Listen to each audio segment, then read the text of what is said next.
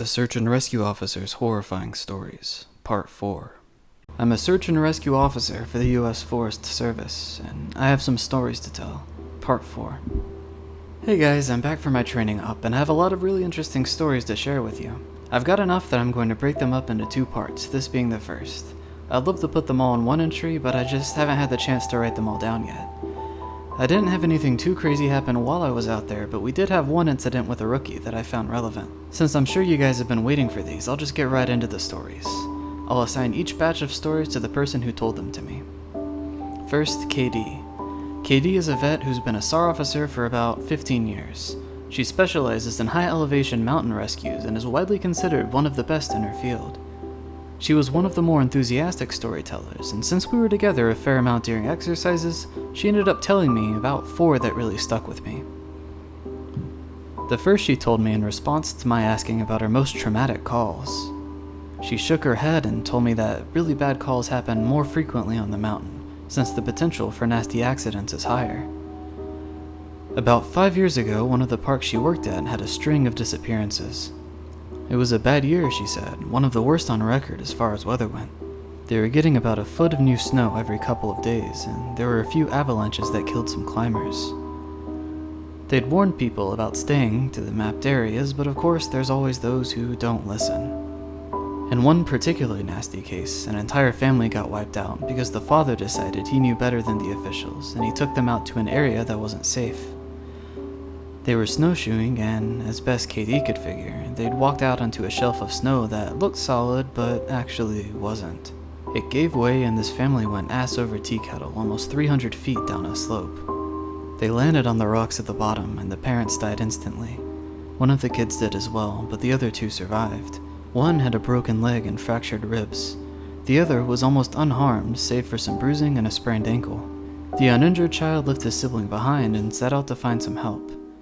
KD said the kid didn't make it more than half a mile before a storm overtook him. Kid stopped to try to get warm, or maybe just to rest, and ended up freezing to death. They ended up finding the family with the help of some witnesses who saw them heading out into the wilderness, and she was the one to find the kid who'd frozen to death looking for help. She said it had started to snow, just enough to obscure long-distance vision, but not enough to make searching impossible. She saw a figure sitting in the snow up ahead, and she got to it as quickly as possible. She described in detail how, as she got closer, she realized first that it was a child, second, that they were deceased, and third, that they had frozen in one of the most pitiful positions she had ever found a corpse in. The kid was sitting upright, with his knees tucked against his chest, his arms were curled around them, and his head was tucked up in his coat. When she moved the coat to look at the face, she saw that he died crying. His face was twisted and the tears were frozen on his cheeks. She said it was painfully obvious that the kid was terrified when he succumbed to hypothermia, and as a mother, it broke her heart. She told me repeatedly that she hopes the father is burning in hell as we speak. The other dramatic story she told me that stood out in my mind was the one that happened when she was a rookie. Her team got a report of an experienced climber who hadn't come home the previous day. His wife was convinced that something bad had happened because he'd never failed to come home on time. They went out looking for him and had to climb what sounded like some very technically challenging parts of the mountain. They got to a relatively flat area and Katie started seeing blood in the snow. She followed the trail, and as she went, she started seeing little bits of tissue. She wasn't sure exactly what body part it had come from, but the farther she followed it, the more there was. She follows this blood and tissue trail to a sheltered area under a cliff face, and she finds the climber. She said there was so much blood, more than she'd ever seen before. He was laying face down, one arm stretched out in front of him as if he'd died crawling. She looks closer and sees that he's been partially disemboweled, which is where the tissue she'd seen had come from. The guy has an ice pick tucked into a hip holster and is covered in blood. Of course, they'll never be sure exactly what happened, but she said as best as she can figure, this is what went down. The guy had been attempting to climb up to the next area and had been using his ice axe to ascend. He'd probably hit a loose patch and had fallen. On the way down, or possibly when he landed, he'd gotten impaled by the axe and had disemboweled him. He drug himself along, tearing pieces of himself out as he went, and had died under the cliff face. She isn't terribly bothered by gore, but I guess a few of the guys who came to help her remove the body threw up when they turned him over, and a good portion of his intestines spilled out. I mentioned to her that I was interested in hearing about any experiences she had with people completely disappearing. Her eyes light up, and she leans in close to me. "Want to hear a real doozy?" she asks. She tells me about how, when she first started, there was a case that got a lot of attention in the media. A family had been out berry picking in an area of the forest very close to the entrance of the park. They had 2 little boys, both under the age of 5, and at some point during the day, one of them vanishes. There's an absolutely massive search, and they find absolutely nothing. It's another one of those cases where it's like the kid was just never there in the first place. The dogs just sit down and don't pick up on anything. No trace of the kid is found. The search goes on for about 2 months, but is eventually called off. Fast forward to 6 months later, the family comes back to place flowers at a memorial that's been set up there for the kid. They bring their other son. While they're placing the flowers, they lose sight of the kid for about 3 seconds, and in that span of time, he vanishes into thin air. Now obviously, the parents are beyond devastated. It's awful enough to lose one child, but to lose 2 is beyond imagining. The search is huge, one of the largest in state history. There are about 300 volunteers combing every inch of this park looking for this kid, but again, there's no trace of him. The search goes on for about a week, with people looking miles from the part of the park he vanished from. And then, almost 2 weeks later, a volunteer, almost 15 miles from the designated search area, radios in that he's found the kid. They had assumed that the kid was dead, but the volunteer says he's not only alive, he's in good shape. KD and her team go out to recover the kid, and when they get there, she can't believe that this is the kid that's been missing. His clothes are clean, there's no dirt on him anywhere, and he doesn't even appear traumatized. The volunteer says he found the kid sitting on a log, playing with a little twig bundle that's bound together with some old rope. KD asks him where he's been, who he was with for those 2 weeks, and the kid tells her that he's been with the Fuzzy Man. Now, KD firmly believes in Bigfoot, so she gets all excited and asks what he means by fuzzy. Was he hairy? But the kid says no, he wasn't hairy, he was a fuzzy man. And he describes a man that's blurry, like when you close your eyes but not all the way closed. He says the man came out of the trees and took the kid with him deep into the woods. The kid says he slept in a hollow tree and the fuzzy man gave him berries to eat. KD asks if the man was me and if he scared the kid, and the kid says no, he wasn't scary, but I didn't like how he didn't have eyes. KD says they get the kid back to headquarters and a cop takes him into town to talk to him more about what had happened. She's friends with the cop that talked to him, and she said that the kid described being kept in this tree by the fuzzy man and given berries whenever he was hungry. He was allowed to wander through a very specific clearing, but when he tried to go further, the fuzzy man would get mad and yell real loud even though he didn't have a mouth. When the kid got scared at night, the fuzzy man made it go brighter and gave him the twig bundle. He said that the fuzzy man was going to keep him, but he had let him go because the kid wasn't the right kind. He either can't or won't elaborate more on that. The cops are just sort of left scratching their heads, and the search for his brother is renewed with no results. The kid has no idea where his brother might be, and they never find him. The last story that Katie told me was of something that had happened to her when she got separated from her training group when she was a rookie. They were learning the basics of high elevation belaying on a well-mapped side of the mountain, and she had to use the bathroom. She went off about 50 yards from the group during a meal break and did her business. I'll tell the rest exactly as she told it to me. So I go to take a piss, and once I'm done, I start going back to the group, but I've only gotten about 5 feet when I realize I have no idea where I am. And this wasn't a, oh, I got turned around lost. I mean, I had literally no fucking clue where I was. If you'd asked me, I don't even think I would have been able to tell you what state we were in. It was sort of how I imagine people with amnesia feel, you know. You're completely lost and you have no idea what to do. So I stood there for a while just trying to figure out where the fuck I was and what I was supposed to do. But the longer I stand there, the more confused and turned around I get, so I start walking. As I recall, I just picked a random direction and went for it. And as I'm walking, it's just getting worse and worse to the point where I have no concept of why I'm on the mountain in the first place. I'm just trudging through the snow, and then I start hearing this voice that's kind of inside my head almost. Like if a frog could talk, all low and croaky. And it's telling me over and over, it's okay, you just need to find something to eat. Find something to eat and you'll be okay. Just keep walking, and and find something to eat. So I start looking around for anything that I can eat, and I swear to God, I've never felt that hungry in my whole life. It was bottomless. And I think I'd have eaten just about anything you put in front of me right then. I had no concept of time, so I had no idea how long I'd been out when I hear an actual voice coming toward me. I go toward it and see one of the other SARs. He looks fucking terrified. He's running towards me, asking if I'm okay and what the hell I'm doing out there. And the scary thing was, as he's running towards me, I see myself reaching into my belt for my hunting knife. I'm not even really thinking about what I'm doing, but what I am thinking is that I have to eat. If I don't eat, I'll never be okay again, so I just have to eat. He sees me doing that and he backs off right away. He yells at me to put my knife away, that he's not going to hurt me, and that kind of snaps me back. All of a sudden, I know exactly where I am, and I put the knife away. I run to him and ask him how long I've been gone, thinking he'll tell me I've been gone for half an hour or so, but he tells me I've been gone for 2 fucking days. I've gone over 2 peaks and ended up almost on the other side of the mountain, and if I'd kept going, I would have ended up wandering into about 300 miles of wilderness. They'd never have found me. He can't believe I'm not dead, and of course I don't know what the fuck to think. To me, no time has passed at all. I don't say anything. I just go back with him to a rendezvous point, and I'm taken back to HQ to be airlifted to the hospital. When I get there, they do all kinds of tests to try to figure out what happened.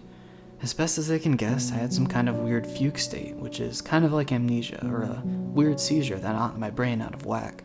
But the truth is that we really don't know. It's never happened again, but I tell you, ever since then, I never go out there alone. People rag on me for making them come with me when I have to leave the group, but I just tell them that listening to me piss in the snow is better than losing me for 2 fucking days on a freezing mountain. EW. The next person I talked to was EW, a former trainer who now works as an EMT. He still comes to ops like this to help out, but he doesn't work full-time for us anymore. He specialized in finding lost kids. He just seemed to have a sixth sense when it came to knowing where they'd gone. He's a legend among the more senior vets, but he gets embarrassed if you compliment him on his work. He sat down with me at dinner one evening, and we ended up swapping stories. Most of them were just casual, but when we got on the subject of our weirder calls, I mentioned that I'd had a buddy who'd gone up a set of stairs. He got kind of quiet and asked me if I'd heard of a little boy who'd disappeared from his park a few years back. I hadn't, so he told me this story. They were out looking for this 11-year-old boy, Joey, who'd gone missing near a river. Of course, the first thought was that he'd fallen in and drowned, but when they brought dogs out, they led SAR officers away from the river and up into a very densely forested area. When we do searches for people, we search in a grid pattern. We search every box of the grid incredibly thoroughly. What EW's team noticed right away was that a very strange pattern was emerging. Dogs in alternating boxes were picking up Joey's scent, but losing it when they overlapped with another box. If you think of a checkerboard, Joey's scent was being picked up in random black squares, but never in red. This, of course, doesn't make any sense, because how could the kid bounce from area to area without leaving a scent in each place he'd passed? EW and his partner pass into a new box of the grid, and EW notices a set of stairs about 50 yards away. He tells his partner that they need to go check near it, but his partner flat out refuses. He tells EW that he's made it a point never to go near any stairs he sees, and that while it may be routine, he's not to pretend that it's normal. He tells EW that he'll wait in sight while EW checks. EW says he was irritated, but he felt for the guy, and he didn't push him on the subject. I walked over to the stairs. They were small, kind of like stairs into a basement. I don't really feel strongly one way or the other about them, the stairs I mean, so I wasn't scared or anything. I guess I'm like everyone else, and I just prefer not to think about them too much. Anyway, I went over, and I could see that there was something lying on the bottom step, sort of curled up. My heart sinks, because of course you always hope for the best, and we were confident that we'd find this kid alive because he'd only been missing for a few hours. But I knew right away that it was him, and that he was dead. He was curled up in a little ball on the step, holding his stomach. It looked like he'd been in horrible pain when he died, but I didn't see any blood except for some on his lips and chin. I radioed in that I'd found him, and we got his body back to command. That poor family, they were devastated. The parents couldn't understand how he'd be dead, because he'd only been gone for such a short amount of time. And on top of that, we didn't even have any obvious cause of death, which just made it worse. I figured he'd probably eaten something poisonous, since he was holding a stomach when I found him, but I didn't want to guess. It's hard enough to hear that your kid is dead, let alone have some stupid SAR guy guessing about what happened. They took him away and I went home and tried not to think about it. I hate finding dead kids, man. I loved this job, but it's one of the reasons I left. I've got 2 daughters, and the thought of losing them that way is just... He choked up a little here. I'm not great with emotional stuff like that, and it's always sort of awkward to see a grown man cry, so I didn't really know what to do. He pulled himself together eventually, though, and kept going. We don't always hear back from the coroners about the cause of death. It's not really our job to know, I guess, and sometimes if they think it's foul play, they won't tell us because of legal bullshit. But I've got a friend who works for the sheriff's department, and he'll usually pass along any interesting info if I ask. In this case, though, I actually got a call from him about a week later. He asked if I remember the kid, and of course I do, and he says some seriously weird shit is going on. He tells me, "EW, man, you're gonna think I'm crazy, but the coroner has no idea what happened to this kid. He's never seen anything like it." My friend goes on to tell me that when the coroner opened the kid up, he couldn't even believe what he was seeing. The kid's organs were like Swiss cheese. Quarter-sized holes were punched clean through just about every single organ this kid had, aside from his heart and lungs. But his colon, his stomach, his kidneys, and even one of his testicles were full of these clean holes. My friend said the coroner described it as if someone had taken a hole punch and punched holes out of everything. They were so neat, but the kid didn't have a scratch on him, no entry or exit wounds. The closest anyone there had ever seen like it was a guy who'd filled himself full of buckshot a year or so back when cleaning his rifle. No one had a clue what possibly could have caused it. My friend asked me if I'd ever heard of anything like it, or if we'd had similar cases in the past. But I'd never even heard of something like that, and I told him I wasn't going to be of any help to him. As far as I know, the coroner determined the cause of death is something like massive internal bleeding, but no one knows what really happened. I've never been able to forget that kid. I have nightmares about it sometimes. I don't let my kids go into the woods alone, and when we go together, I never let them out of my sight. I used to love it out here, but that case and a couple of others just sort of ruined it for me. Dinner was over, so we started to clean up and go back to our cabins. Before we went our separate ways, he put his hand on my shoulder and looked at me, really close. He tells me that there's bad things out there. Things that don't care if we have families or lives or that we can think and feel. He tells me to be careful and he walks away. I didn't have a chance to talk with him again, but that story stuck with me. PB. By pure coincidence, I got to talk to another vet, PB, who's been in the SAR field for years. We were partnered on a grid sweep during a training exercise, and we were chatting casually about how we liked the job, what kind of things we'd seen, and the like. At one point, we passed an old set of stairs, though these were probably from an old fire lookout, given the area we were in. I sort of casually mentioned that I was curious about the stairs, and I wish I knew more about them. He got kind of quiet and looked like he wanted to tell me something, but he wasn't sure if he should. Finally, he told me to turn my radio off. Obviously, this is something we're never ever supposed to do, but I did it, and he did the same. About 7 years ago, he tells me, he was out on a call with a rookie. They were in an area of the park that's had a lot of strange reports and events. Disappearances, stories about lights in the forest, odd noises, things like that. The rookie was totally spooked, kept going on and on about things in the woods. According to PB, the guy wouldn't stop talking about the goat man, just on and on, goat man this and goat man that. Finally, I told him that there was plenty else to be afraid of out here that was very real, and that he'd better get over this thing with the goat man. The rookie wanted to know what kind of things I was talking about, and I just told him to shut up and walk. We crested a little ridge, and there was a staircase about 10 yards ahead. The rookie stops dead in his tracks and just stands there looking at them. I tell him, "See, that's something you should be afraid of." The rookie asks me what the hell those are doing out there, and for some reason, I just open up and tell him the truth. Or what I've been told is the truth. I could have gotten in a lot of trouble for doing what I did, and I could get in a lot of trouble for repeating it to you now, but you're a nice kid, and I want you to stop looking into this. Quit while you're ahead. So I'll tell you what I know under the condition that you never breathe a word of this to the soups. I told him I won't say a word, and he double checks that our radios are off. When I first started out, we were a little less tight-lipped about them, and other things that happen out here.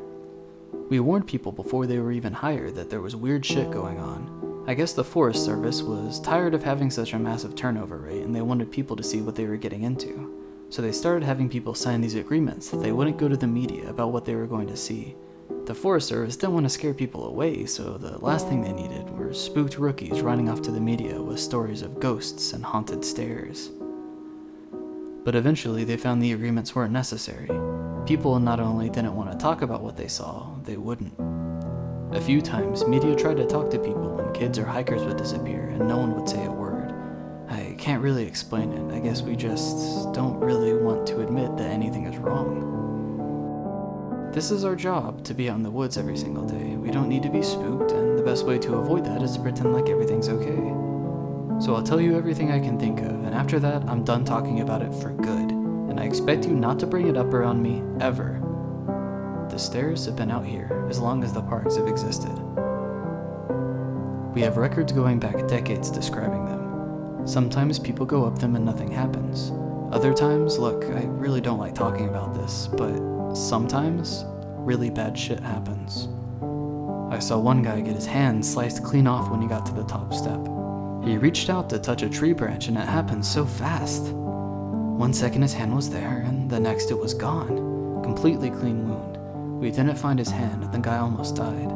Another time a woman touched one of the stairs and a blood vessel in her brain exploded, literally exploded like a water balloon. She sort of stumbled down and came over to me. All she got out was, "I think something is wrong with me." She dropped like a sack of flour, dead before she hit the ground. I'll never forget the way the blood leaked into the inside of her eye. Before she died, I watched it turn red. I watched it happen and there wasn't a single thing I could do to help. We warn people not to go anywhere near them, but there's always at least one idiot who does. And even if nothing happens to them, something bad always happens. Kids go missing as they're on the trail, someone dies the next day, cut in half in a completely safe part of the park. I don't know why, but something bad always happens. I don't know exactly why they're out there, but it doesn't matter. They're here, and if we were smart, we'd tell our officers exactly what they're capable of. We were both quiet for a little while. I was afraid to talk because I wasn't sure if he was done. He looked over like he wanted to say something else. Finally, he spoke up again. "Have you ever noticed how you can't find the same ones twice?" I nodded, expecting him to continue, but he just stayed quiet, walking alongside me, and eventually he started a story about the biggest deer he'd ever seen in the park. I didn't bring up the subject again, and I didn't press him for any more stories. He dropped out of the op the next day. Apparently he left before the sun came up. He said he was sick. None of us have heard from him since he left. I'm going to stop here for the time being. I'll try and post the next part in the coming days. But what with it being the end of summer, things are pretty busy here. Thank you for the continued interest, guys. You've really awakened this curiosity in me that I didn't know I had. Thank you for watching. Make sure to leave a like and a comment for the algorithm. I hope you have a spooky night.